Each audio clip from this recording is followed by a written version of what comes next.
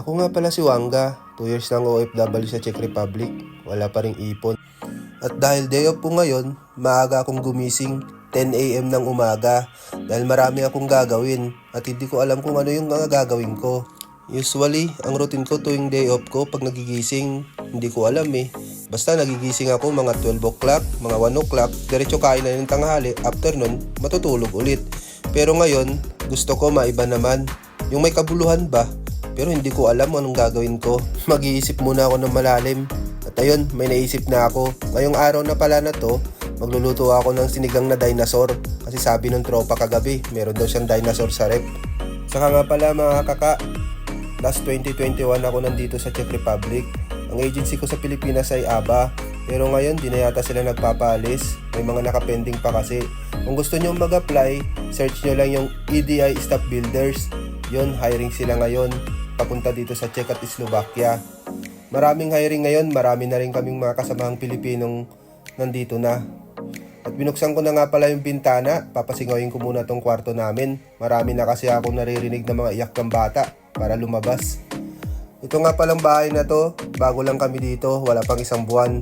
Nag-leave out na kasi kami from contract namin na stay in. Kaya kami na magbabayad ng aming bahay.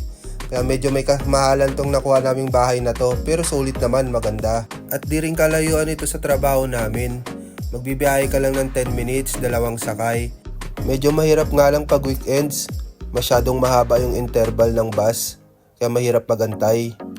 Direct to the point na nga pala tayo sa kusina. At nakita ko nga pala tong tropa kasama ko sa bahay, si Renato. Koy muna dyan no. Iyon, napaka-pogi. Tamang relax lang. Day off niya rin kasi ngayon. Siyempre, magtitimpla na tayo ng kape. Yung matapang para sa laban ng buhay. At ang kape ko nga pala dyan ay 3-in-1. Baka naman, 3-in-1. At baka nagtataka kayo kung bakit may 3-in-1 Nescafe dito. Naburaot ko lang kasi yan sa kasama ko, galing Pinas. Kababakasyon lang kasi, kababalik lang dito sa Czech Republic. Sana all. Bali, 6 nga pala kami sa bahay na to. 3 kwarto, 2 CR. Bali, 2 tao sa 1 kwarto. Ang kasama ko nga pala sa kwarto ay si Kaka Maker, taga Butolan din. Classmate ko nung high school, naging kasama ko sa Wistron sa Pinas. At ngayon, nandito pa rin, di na talaga ako nilubayan. Kami yata ang tinadhana sa buhay ah. Laban lang. Ano pa bang masarap gawin pag nagkakape? Siyempre, tumambay habang nag-e-ecoms. Ecoms ng Yossi ha. Tapos, sabay isip kung ano bang mga pinaglalaban natin sa buhay at kung anong rason kung bakit nandito tayo sa abroad. Ang hirap din talagang mag-isip kung marami kang iniisip. Nyawk! Yun, ang sarap ng higop ng kape, makrema. Sa totoo lang, iniisip ko kung paano ako uuwi ulit ng Pinas. Hindi ko nga lubos maisip eh. Bakit ako mag-a-abroad at mag-iipon para makapagbakasyon sa Pilipinas? Ang hirap, pero laban lang. Stay focused sa goal. Yun lang talaga ang kailangan nating isipin mga kaka. Kahit na mahirap ang buhay dito, at least napapasaya natin sila. Pero alam nyo mga kaka, mas bilib pa rin ako dun sa mga tropang kayang dumiskarte sa Pilipinas. Kasama pa nila yung pamilya nila. Diba? Mas okay yung ganun. Mas goods. Kaysa sa akin, kaysa sa mga OFW na kailangan pang pumunta sa ibang bansa para maibigay yung mga pangangailangan ng pamilya nila. Para sa akin, saludo ako sa mga tropang yon. Yes up mga kaka. Pero ganun talaga ang buhay. Kailangan nating lumaban. At ayan mga kaka, hinahanap ko na nga pala yung dinosaur na sinasabi ng tropa. Lulutuin ko na siya. Matagal-tagal na rin to kasi sa rep. May 10 billion years na. Mahirap ng palambutin.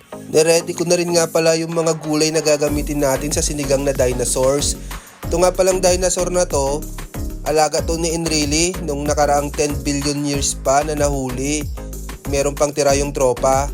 At una ko nga palang hihiwain dyan yung kamatis para mabilis. Ayin ko na nga rin pala yung 5-6, sibuyas, pang Bombay. Yun. At susunod ko na rin yung mga gulay-gulay natin dyan. Nga pala mga kaka, yung gulay dito na paborito ng mga Pilipino.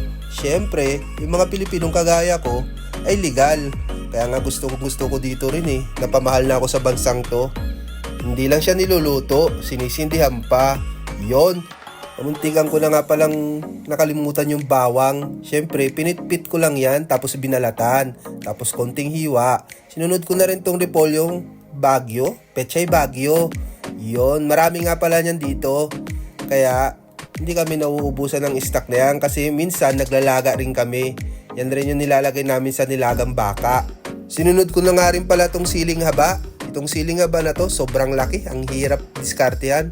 At itong beans, masyado nang na-frozen sa rep. Hindi ko rin alam kung ilang taon na rin to sa rep namin.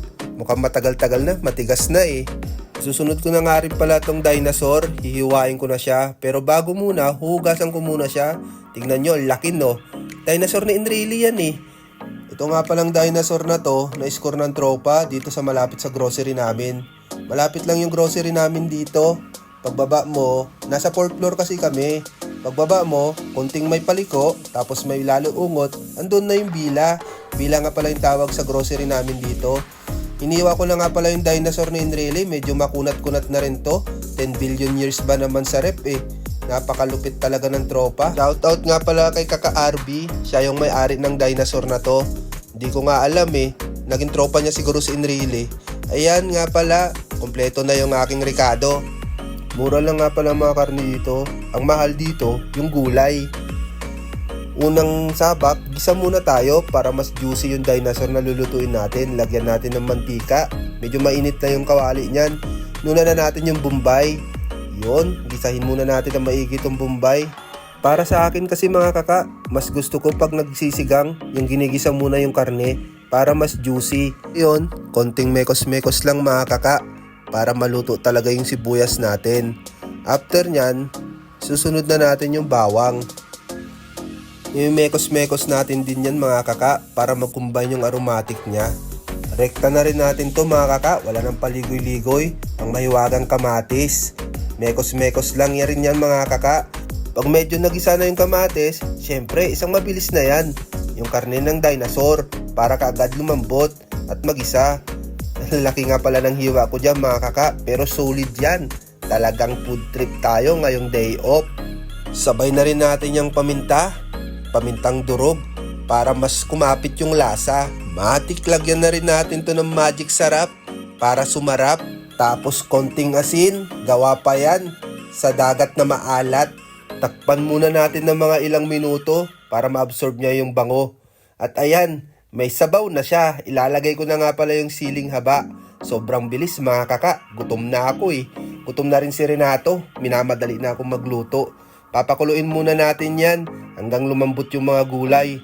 Takpan muna natin ulit. Tapos, lalagay na natin yung sinigang mix para umasim. Di mo naman kasi matatawag na sinigang pag hindi maasim. Yung bang may konting kilig. 2 sinigang mix nga pala nilagay ko dyan.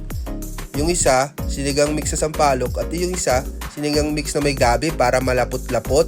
Nagtataka na naman kayo makaka kung bakit may sinigang mix dito. Syempre, naburaot na naman yan. Syempre, parent tayo, magulang. At yan, konting mekos-mekos lang, sandali na lang, makakain na. Tikman muna natin. Makrema. Yon. Sulit na naman ang day off ni Kaka Wanga. Ilagay ko na nga pala yung Pechay Baguio dyan, pang pinali. Mga konting kulo lang yan para medyo matigas-tigas at hapok yung gulay. Wow, malutong-lutong pag kinakagat. Bang hinihintay natin yung last kulo, si Renato nakaisip mag-vacuum. Napakasipag! Yeah! Napakalupit. Napakasipag yan si Renato. Day off niya rin ngayon, pero panggabi siya, pang umaga ako. Bali-pareho kami ng schedule. At yan nga pala mga kaka. Yun, rice check muna tayo. Dobre, very good. Mapapalaban na naman si kaka sa kainan. At yon, meron pa nga pala kaming tirang nilagang buto-buto kagabi. Yun, talagang putok-batok to. Talagang 2 putahe ang aming ulam ngayong tanghali. Tapos, di namin alam ang susunod. Kung matutulog ba kami, kung magiinom. Yeah, napaka-krema. Sobrang solid nito mga kaka. Talagang puputok o iinit ang batok mo dito. Isang nilaga at isang sinigang. Tapos, sabayan mo ng patis na may lemon para maasim-asim na maalat-alat. At syempre, merong sili para may nakagat sa labi. Yun, matik na dito ang isang rice cooker na kanin. Siguradong mauubos yun. At ayan mga kaka, talagang solid na solid. Sulit, solid ang day off. Ganyan kami mag-day off ni Renato. Bawal ang alak. Galit-galit muna tayo mga kaka. Siyempre, tamang food trip na. Yung matagal na nga pala yan dito si Renato. Alam ko, may 4 na taon na. Ako, 2 taon. 2 taon yung agwat namin dito bago ako makarating. Pero kasama ko siya dati sa trabaho sa Wistron. Shoutout nga pala dyan sa mga tropa natin nasa Pilipinas, nasa Wistron, Olongapo City, SBMA, kay Kuya Michael Kinakman, kay Kuya Manase, kay Kuya Benigno, at kay Sir Rex. Sila na lang yung mga kakilala nating natitira dyan. Halos lahat kasi nasa abroad na. Ang aming company nga pala dito sa Czech Republic is Alsa.cz.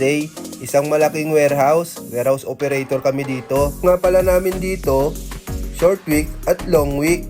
Yung sinatawag naming long week is 5 days yung pasok mo sa isang linggo at yung short week naman is 2 days lang sa isang linggo. Bali sa isang buwan, 14 to 15 days lang ang pasok mo. May 15 days kang pahinga.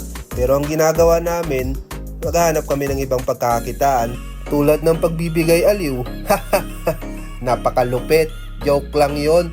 Siyempre, kailangan nating kumita, kailangan nating rumakit. Sayang din kasi yung 15 days na ipapahinga mo, imbis na itulog mo, kailangan kumikita ka para gumagana yung araw mo. At ayun, solved na si Renato, tamang himas na ng tiyan. Siyempre, ano pa bang magandang gawin pagkatapos kumain? E di mo umekoms. Sarap kayang umekoms pagbusog.